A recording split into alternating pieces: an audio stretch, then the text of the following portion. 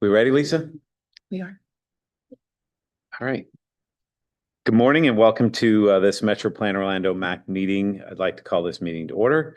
My name is John Dallas and I'll be chairing the meeting today. We also have a team of folks working to ensure this meeting runs smoothly for us in the room and those listening online. As we continue to meet in person, all committee members are required to be physically present here in Metro Plan Orlando boardroom. For the purposes of achieving a quorum, staff will continue to stream our meetings out online for public access. Please make sure you silence your phones. And to open us up, I'd like to ask Mayor Gardner to lead us in the invocation and the pledge, if everybody will stand. I believe in To the flag of the United States of America and to the republic for which it stands, one nation, under God, indivisible, with liberty and justice for all. You want to do an invocation? All right. Yeah, right. Yeah. That's all right. All right. So again, good morning. Ask everyone, we silence the phones. We talked about that. I do ask that all committee members wait to be recognized to speak and to activate your microphones before speaking and turning them back off when you are complete. There are two public comment points in the meeting. The first is for action items, and the second is for comments of a general nature. You may provide your public comment in person, virtually over Zoom, or in advance by email or phone message. We want this and all future meetings to be accessible to all. Participants may join by computer, tablet, or phone. If you need accommodations to participate in the future, please contact Metro Plan Orlando. And now we will have an agenda review. Ms. Larson. Good morning, Mayor Dallas and committee members. First off, I'd like to introduce you all to a new staff member on our communications team, which is Ms. Giselle Valadez. And she is our new communications specialist for community outreach. She's here today. She'll be focusing on public engagement and coordinating with our regional partners, and she will lead many of our outreach efforts. Giselle recently moved to the area from Phoenix, Arizona, where she worked as a program and development coordinator for legal services for a nonprofit. She's an undergraduate She's a graduate of the University of San Francisco, where she became a fan of the city's transit system. She also worked as an intern at Valley Metro, which is Phoenix's regional public transportation authority. So we're excited to have Giselle join our team. And we're even more, she said she's excited to join us too. So everyone, please welcome Giselle. Additional housekeeping. Is that we have some paper guides on your seats today. These tell you how to work the tie-in machines. We've had a couple of new committee members across our committees. And so Rachel put this together for us, and it's always good to be refreshed with our technology. So please refer to that as needed. Additionally, Metro Plan Orlando will be closed on Thursday, June 19th in observance of Juneteenth. In May, several of us attended the FDOT Safety Summit in Daytona, and it was encouraging to see support for safety throughout District 5. Several people and organizations received recognition, including Metro Plan Orlando. We were honored to bring home the Randy Schrader Lifetime Achievement Award for outstanding support and commitment to pedestrian safety, which was awarded to us by Best Foot Forward. So always nice to bring home an award. And with that, I think we can move over to our safety moment from Mike Wilson. Thank you, Sarah, and good morning, everyone. We just finished up May being Motorcycle Safety Month nationally. And we've covered this in the past, but we want to take a little different spin on it this time. We have about 200 or so fatal or serious motorcyclist crashes per year in our area. It has dropped by about 11% from our pre-COVID years, but notice that automobile crashes dropped by about 30%. So motorcyclists lagging behind there. Motorcyclists only account for about 3% of registered vehicles, but account for 15% of our fatal and serious injuries. Not surprising considering their characteristics. One key thing about motorcycles is that experience is even more important. I mean, it's true for all drivers that drivers of any vehicle with less than 2 years experience have higher risk. But for motorcyclists, it's especially critical, of course, because of their characteristics. And fortunately, in our area, there is a motorcycle safety course, the SMART course, put on by Osceola Sheriff's Office. This is something that's supplemental to what the required motorcycle endorsement course. It's basically the kind of skills that are taught to the motor units in law enforcement. So you get a much better grounding in motorcycle handling and strategies. Ride Smart Florida is the website for that. So if there's anyone you know who is a motorcyclist and wants to brush up their skills, that's the place to go. And that concludes my safety moment for this morning. I'm happy to take any questions. No questions, all right. Nope. And do you have anything else, Sarah? Great. Thank you very much. One thing I would like to welcome one of our new members, Mayor Jason Carson from Belle Isle. Good to have you. All right, we're going to go to agency reports. And first we have Mr. Scarf from FDOT. Welcome. Morning, Mr. Chair, committee members. I have a few items for you this morning. As Sarah had mentioned, we did hold the safety summit on May 9th at the Daytona International Speedway. I just wanted to draw your attention to some of the other award winners that were from the local area. So first, Brenda Urias, she's the co-owner of Bicicleta Bike Shop in Sanford, and she's a founder of Sanford Tours and Experiences. She's also a member of the Bike Walk Central Florida. She was awarded the individual award for her work in fostering culture of hospitality and inclusivity in the cycling community. Next, we have the Children's Safety Village of Central Florida, and this is based in Orlando. They won the Partner Award for its work in preventing children injuries and fatalities through life-saving education and firsthand experience. And then finally, the Project Award went to Orange County, and this was for the University of Central Florida Pedestrian Safety Improvement Project. It made several improvements to create safer infrastructure for all users, including signalized mid-block crossings, upgraded LED roadway lighting, and a 10-foot wide pedestrian bike path. So I just kind of want to draw some attention to some of the folks that are doing a lot of good work in our area. Next, I have our MPO liaison newsletter. We put it out quarterly. We just received it yesterday. I've turned it into the staff, but I have a couple hard copies if you'd like on your way out. This one focuses on work zone safety and our investments in aerospace, the Sunshine Quarter updates, as well as an article on modified design build. And it's just a vehicle for us to communicate to our partners what we have going on across the district.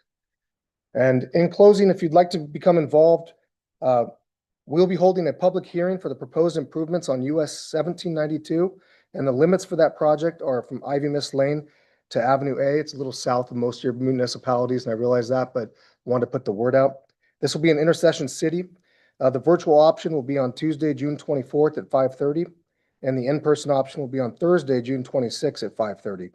And the location will be Miracle Springs Church, 5646 South Orange Blossom Trail in Intersection City.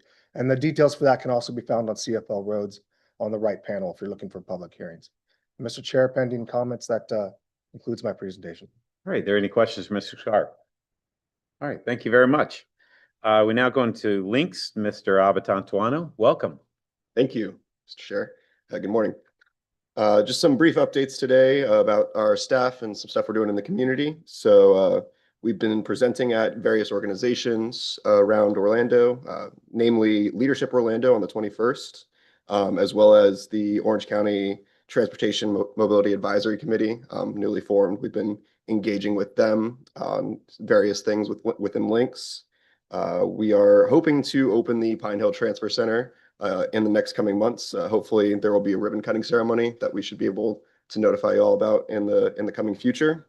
As well, we did announce the annual public service bus unveiling in Osceola County on the 28th. So various community organizations were given an award to get a bus wrap, and they're able to drive that throughout the year and have it at an event during the year. Some various organizations around the community, such as the Alzheimer's and Dementia Resource Center, Florida Symphony Youth Orchestras, to name a few.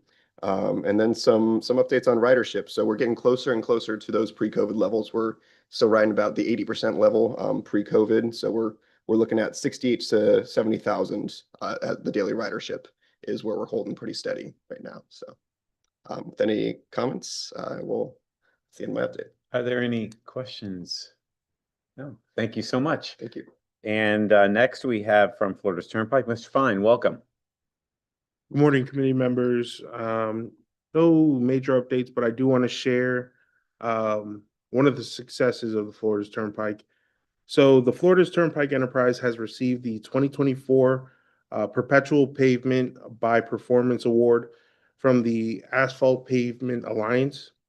The national recognition honors 5 miles of the Florida's Turnpike in Palm Beach County for its exceptional longevity, quality construction, and cost-effective maintenance. Originally opening in 1957, the segment has remained structurally sound despite nearly 7 decades of heavy use, requiring resurfacings only 4 times in its lifespan. The honored stretch of roadway serves over 110,000 vehicles a day. Other than that, one other update. So today is actually my last day serving as Florida's Turnpike's liaison to the MPOs. It's been an honor to serve. This is one of my favorite groups to come to present the work program and to give these updates. I'll be around for a couple more weeks and transitioning out of this role. I'll still be with the Florida's Turnpike, but I'll be serving in a different role. But with that being said, that is the end of my report. Can we move to deny their request to move you? All right, thank you very much, Mr. Fine. All right, next we have our roll call.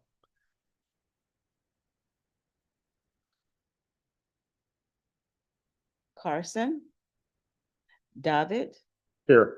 Sullivan for DeCiccio, Present. Dowless, Here. Gardner, Here. Guthrie, Henson, Here. Kennedy, Here. McCann, Here. Ramos, Present. Sackett, Here. Slated, Here. Smith. Here. That concludes the roll call, and we do have a quorum. Thank you very much, Lisa. All right, we now move to our public comments on action items. We'll now hear, we ask that you provide your name and address for the record, and please hold public comments at 2 minutes or less. If any members of the public wish to comment and are joining us virtually, please use the raise hand function and we will be recognized, or dial *9 on your phone keypad. We'll send you a prompt to unmute your mic. If you need accommodations to participate in the future, please contact MetroPlan Orlando. Do we have any joining us virtually? No hands raised online.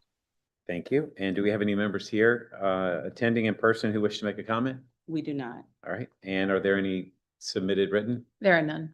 Excellent. All right. We'll go now to action items. We have 4 action items today. The first one is the approval of the May 8th minutes. Has anyone have any changes or edits? Do we have a motion to approve? So move. Okay, Mayor Henson? Very good. And Megan has a second.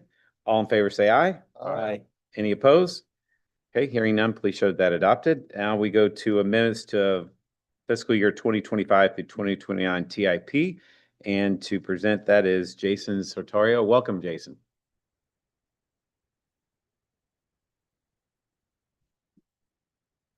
Morning, everyone.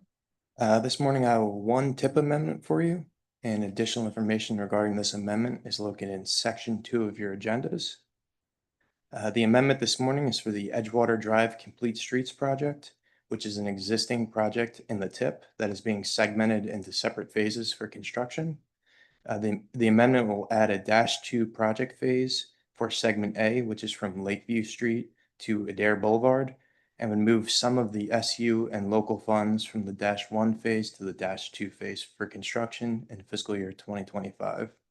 This amendment does not add any additional funding to the project. As I mentioned, you have some additional information on this amendment located in section 2 of your agendas. With that said, unless there are any questions, we are asking for your recommendation of approval. Thank you. Are there any questions? All right, do we have a motion to approve? Sladak, Henson has second. All in favor, say aye. Any opposed? Hearing none, please show that adopted. Excellent, thank you. Now we go to MAC bylaws and update, and we just met earlier, and Sarah, if you'd like to update us on that. Sure. So we met this morning at 8:30 in the morning, and we had a quorum of 5 members of the subcommittee.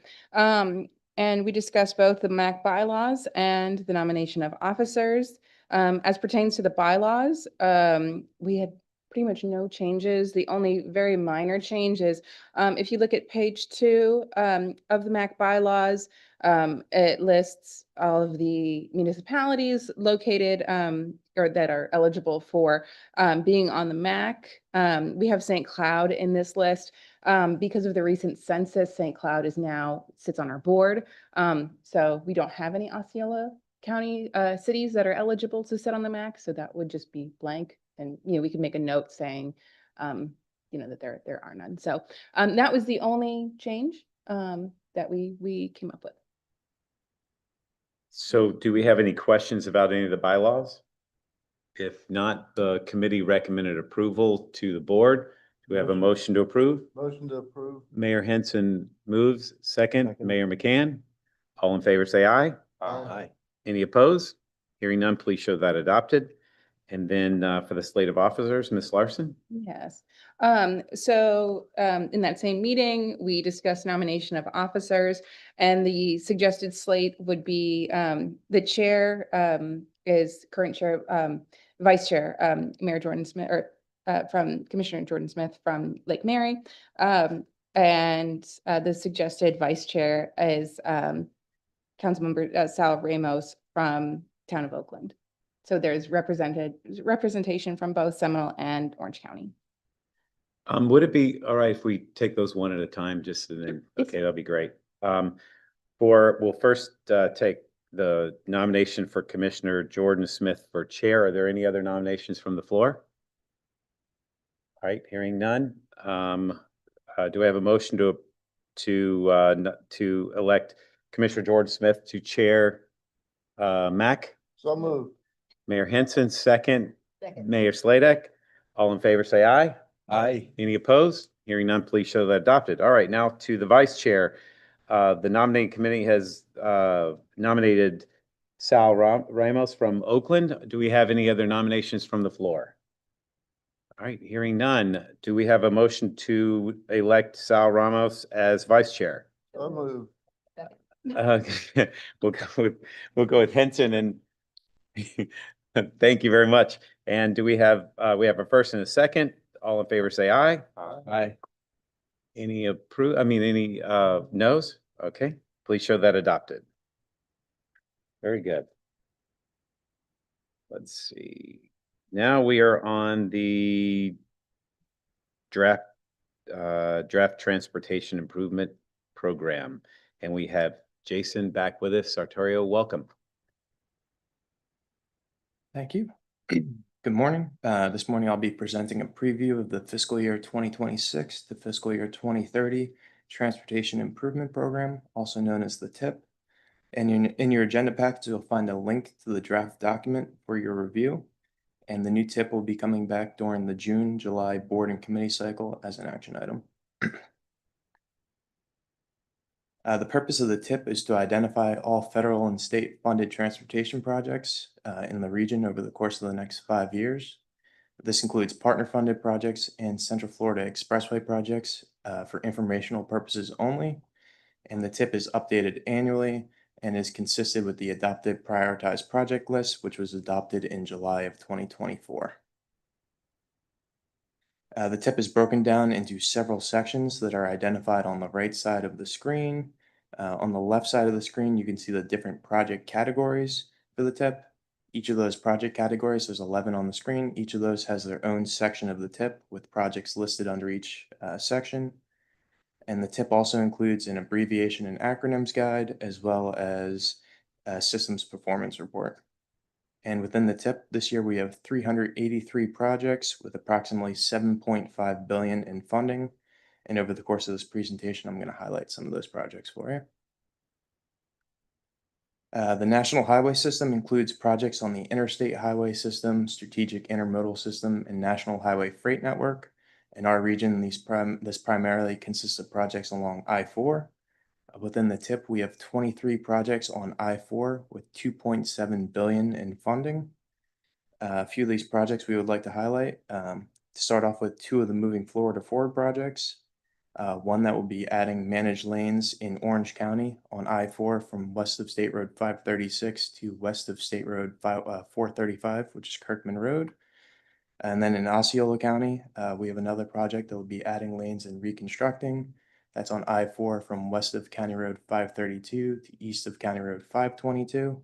And finally, in Seminole County, we have a project that will be adding lanes on I-4 from 1 mile east of State Road 434 to east of US 1792. And for more information on I-4 projects, please visit FDOT's website, movingi4forward.com, which is linked at the bottom of the page.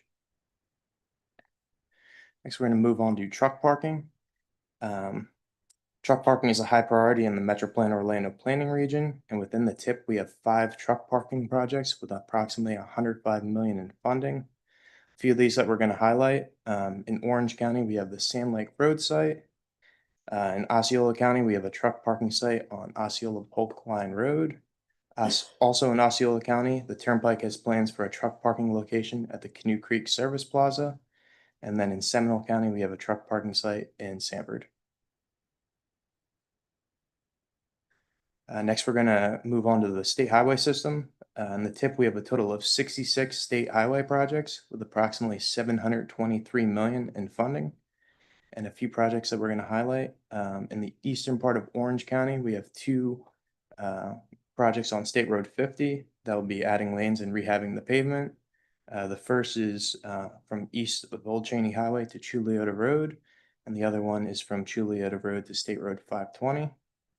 In the Kissimmee area, we have an intersection improvement project at John Young Parkway and Pleasant Hills Road. And then finally in Seminole County, we have a project on State Road 434 that will be adding roundabouts at 3 locations between west of Jetta Point to south of Artesia Street. Now we're going to highlight some complete streets projects. Complete streets projects include projects off of the state highway system that improve safety, reliability, and accessibility for all users. Within the TIP, we have 7 Metroplan Orlando funded projects with 25 million in Transportation Management Agency or TMA funding, and an additional 17.8 million in other funds, which are made up of local funds as well as a few congressional discretionary funds. A few projects include in Audubon Park, Baldwin Park area of Orlando, we have the Virginia Drive, Forest Drive, Corinne Drive complete streets from State Road 527 to Bennett Road. In Castleberry, we have the Winter Park Drive Phase 1 from Marigold Road to Seminole Boulevard. And then in Kissimmee, we have the Connect Kissimmee Complete Streets Phase 2. So we're going to move on to Transportation Systems Management and Operations, or TSMO projects. These projects use technology to improve safety and travel time reliability for projects off of the state highway system. Within the TIP, we have 14 Metroplan Orlando funded projects with approximately 26 million in TMA funding and additional 17 million in local funds. And a few projects we'd like to highlight. In Orlando, we have the Orlando Citywide pedestrian signals.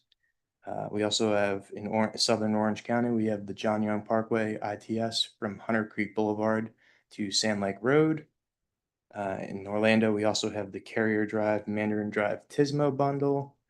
And then in Osceola County, we have an arterial traffic management system on Boggy Creek Road from Simpson Road to Narcoozy Road. Next, we have the standalone bicycle and pedestrian projects. Within the TIP, we have 11 Metroplan Orlando funded projects, approximately 37.5 million in TMA funding, and an additional 30.8 million in local funding. A few projects we're going to highlight. In Pine Hills, we have the Pine Hills Trail Phase 2 from north of Bonnie Brae Circle to Clarkona Ocoee Road. Within the TIP, we also have 4 segments of the Shingle Creek Trail. In Orange County, we have the Kirkman Trail section from Old Winter Garden Road to Raleigh Street. In Kissimmee, we have the South Phase 2B, which is the Yates Connector. In Kissimmee, we also have the North Phase 2C, which is the County Line Connector. And in Orange County, we have Phase 4, which is the Alhambra Drive to Old Winter Garden Road. And additionally, in this section, we have a couple sidewalk bundles, including the Orlando Sidewalk Gap Bundle. So Safe Routes to School includes sidewalk projects near public schools. Within the TIP, we have 3 Safe Routes to School projects. These projects have 1.9 million in state funds and an additional 846,000 in TMA funds. In addition, there's also 1.3 million in local funds on these projects. A few projects include in Kissimmee, we have the Phase 2 of the Sidewalk Gap project at Deerwood Elementary School. In St. Cloud, we have Phase 1 of the Sidewalk Gap project at Hickory Tree Elementary School. And then in Kissimmee, we have Phase 2 of a Sidewalk Gap project at Boggy Creek Elementary School and Parkway Middle School. Transit and commuter rail are 2 separate sections within the TIP. The transit and transportation disadvantage section of the TIP, includes operations and capital funding for links. The TIP includes approximately 380 million in funding for transit. And in the commuter rail section of the TIP, this includes Sunrail projects, and the TIP has approximately 178 million in funding in this section. So as you can see, over the next 5 years, we have a lot going on in the region. We have a total of 271 federal, state, or turnpike funded projects, approximately 5.5 billion in funding programmed. This does not include the 1.3 billion in local funds that our partner agencies contribute to projects or projects submitted from our local agency partners for informational purposes only. And the pie chart on the screen breaks this down by funding category based on this section of the TIP. It should be noted that the I-4 funds, which make up 49% of the pie chart, include the $2 billion in discretionary funding we received as part of the governor's Moving Florida Forward initiative. Within the TIP, we also have a total of 39 projects that MetroPlan Orlando will be funding.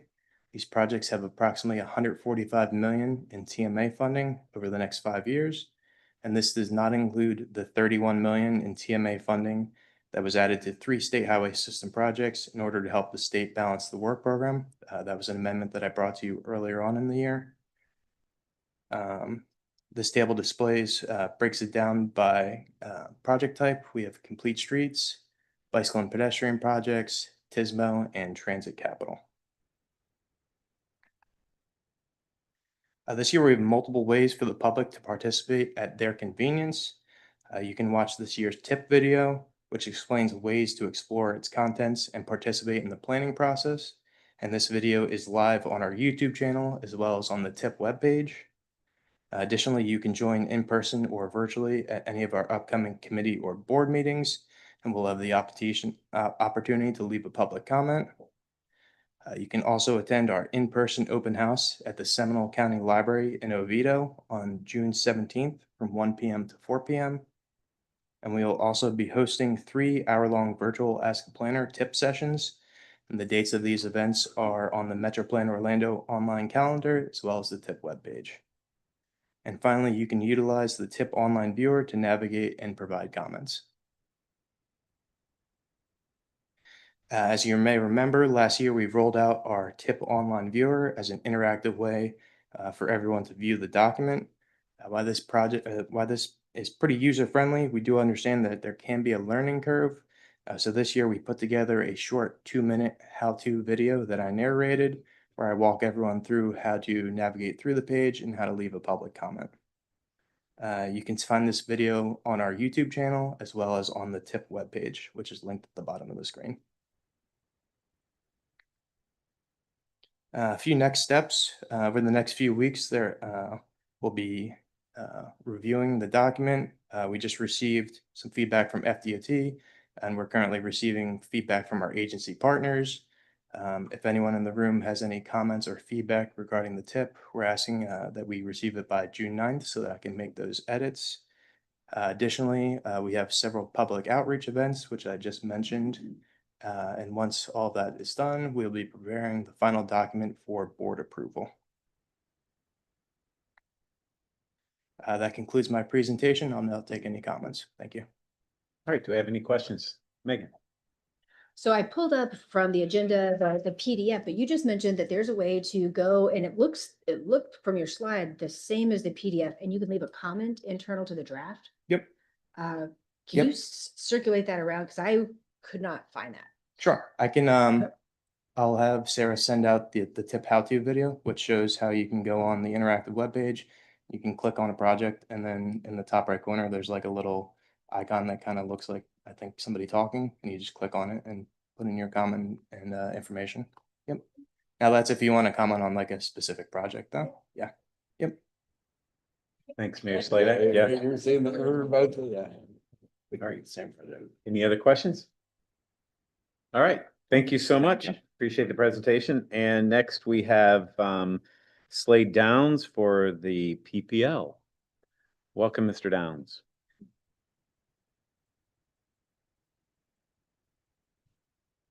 All right, thank you, Chair. Good morning again, everyone. I'm Slade Downs, and I'll be talking about the annual update to the prioritized project list. Give you a bit of a preview on that. So a bit of background on the PPL. So it is one of our core products here at MetroPlan Orlando. So we have our Metropolitan Transportation Plan, the 25-year plan where we've got all of our visioning, our scenarios, our research.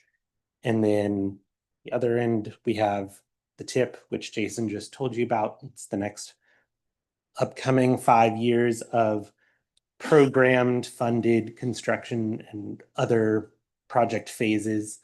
And the PPL, the prioritized project list, is kind of a bridge between those two plans. So we take projects from the MTP and based on kind of cost estimates and forecasting and, project readiness, we see what project phases will be feasible over the 10 years following the TIP. So between Jason and I, we have the next 15 years covered. So a bit about our approach on the PPL.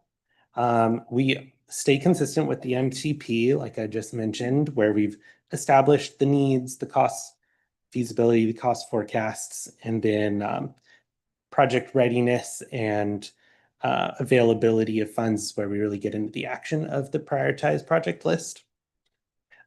We stay consistent with board policy and direction on prioritization.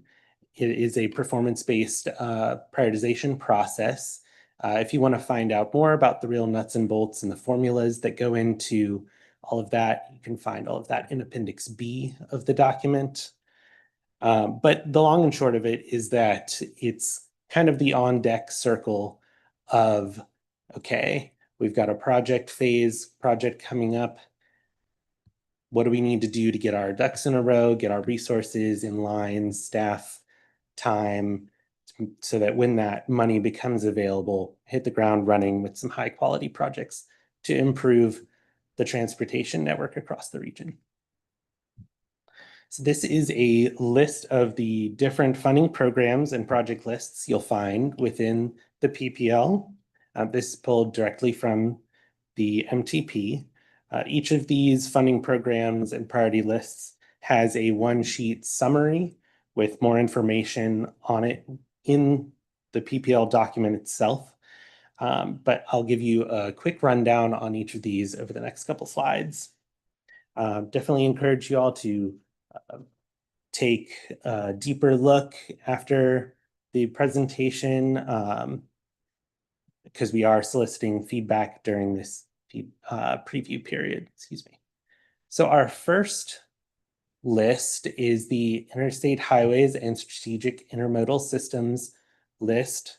Definitely our top priority here is building out the remainder of the Moving Florida Forward projects in the region and definitely getting our truck parking sites rolling to play into our regional freight goals.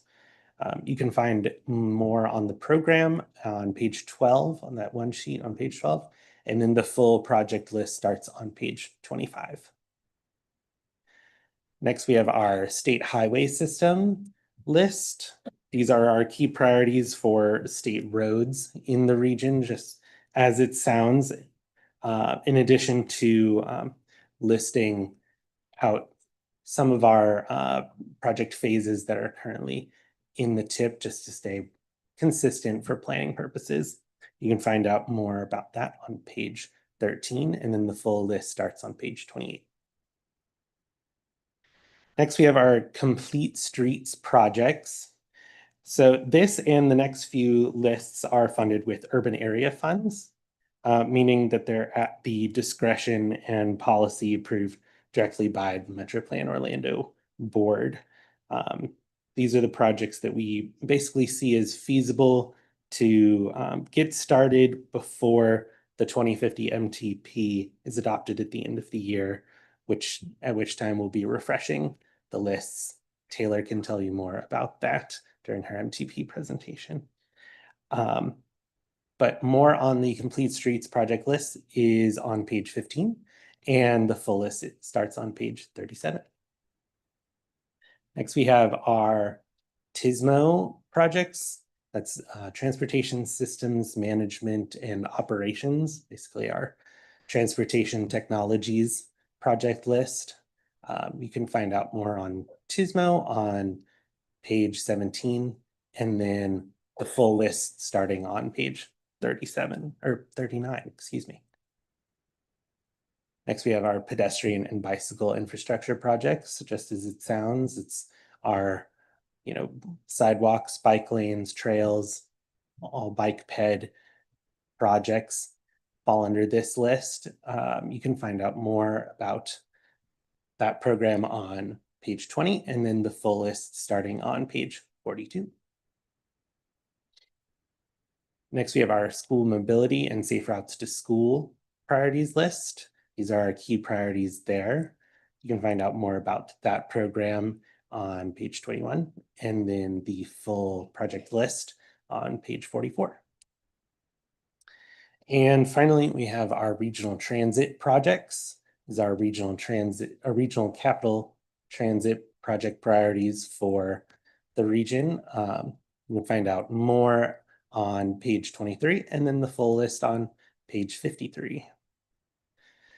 So I know that was very kind of rapid fire, rapid pace, but definitely encourage you to, take a look if you're interested in some of those programs, seeing kind of where your specific projects lie in the on the list.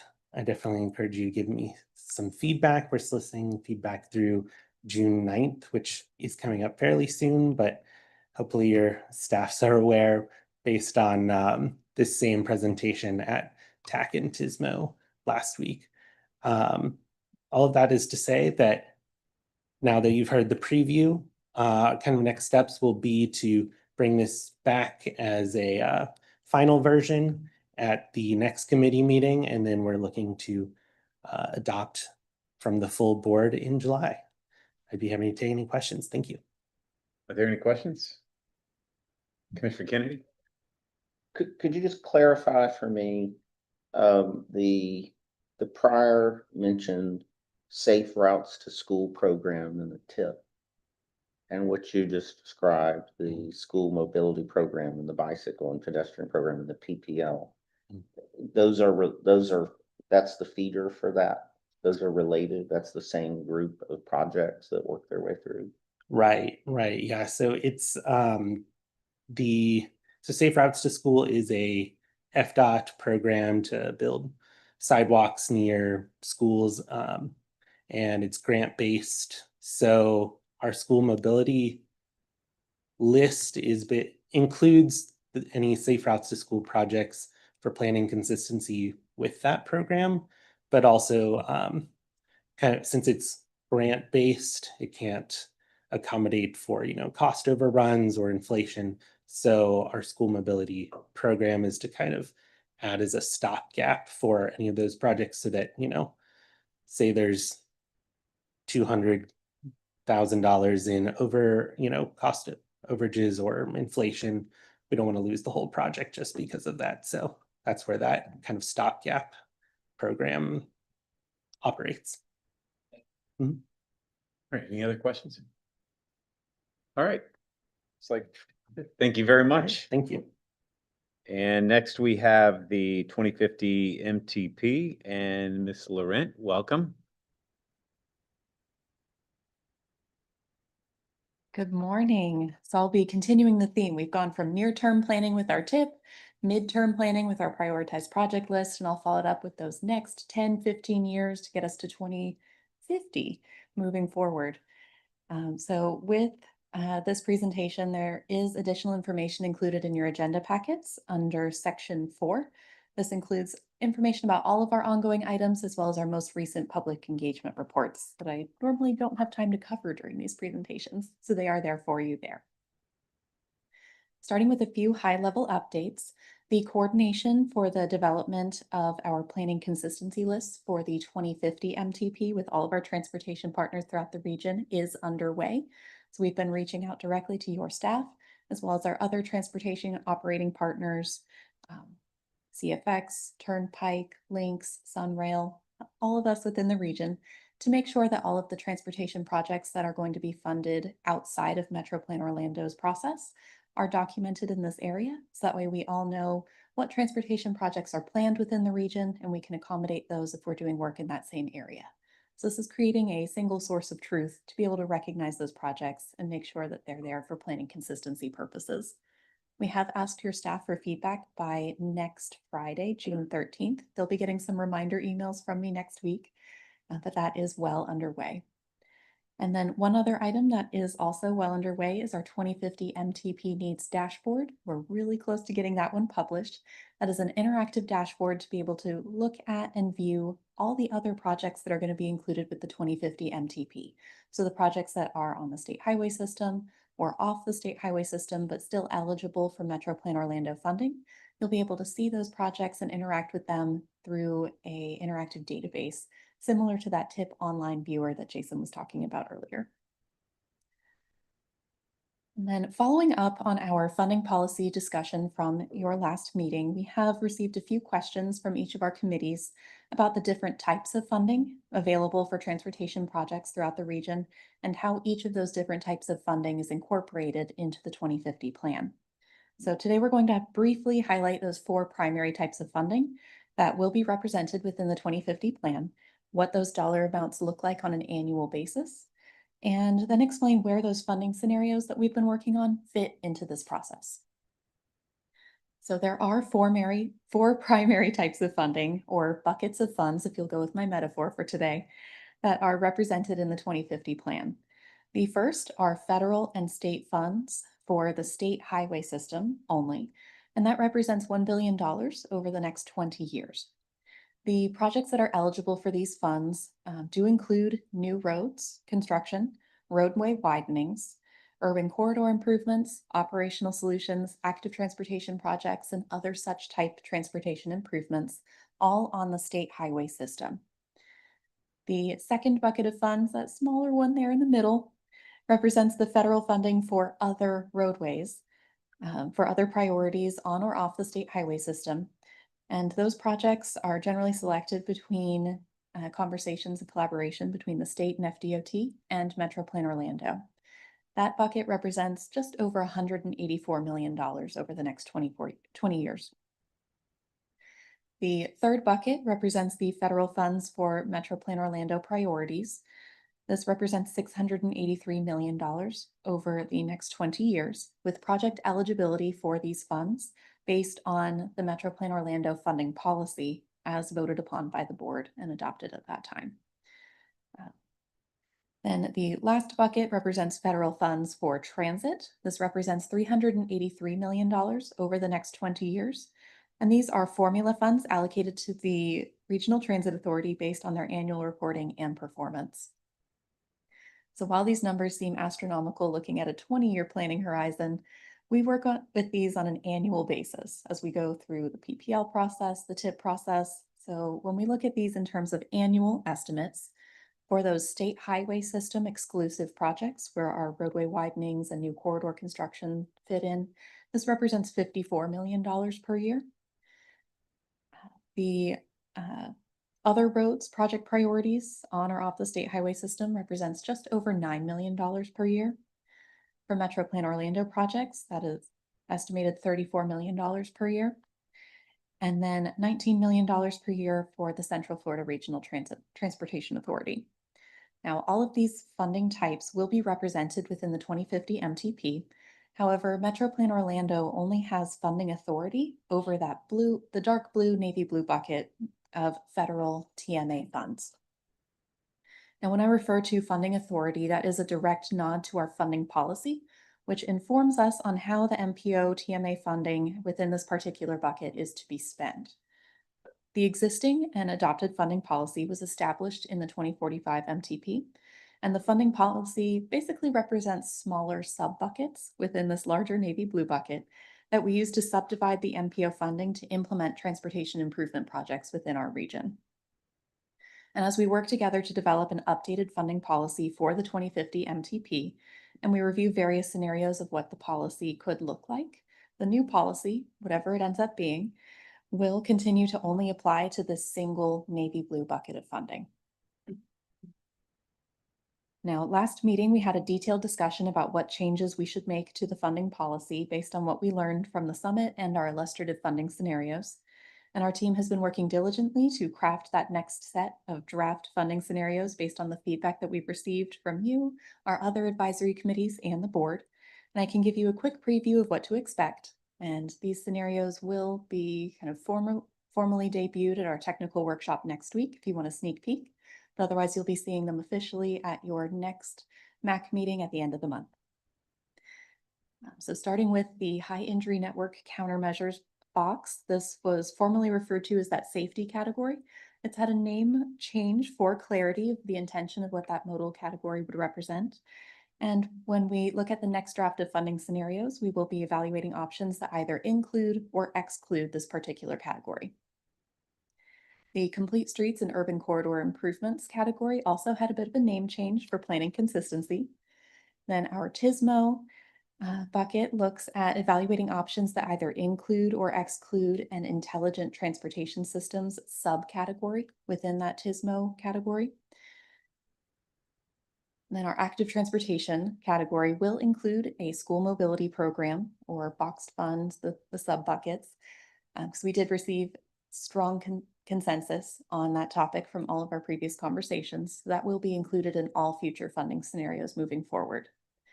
But under this category, we will be exploring two different options. For the remaining funds under active transportation, we'll explore one option that limits those purely to regional trail projects, and then a second option that allows them to be used more broadly for all active transportation improvements. Then our transit capital category, that funding will not be further restricted. Funding will be allowed for all capital improvements based on the conversations we've been having over the past few months.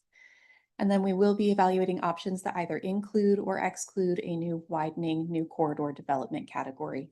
Again, pulling from that $34 million per year funding policy bucket. So as we look forward and what I started alluding to, you will receive the second draft funding scenarios as part of your agenda packets for your next meeting here at the end of June. And at your next meeting, we will be discussing these new funding scenarios to get your thoughts and opinions on them.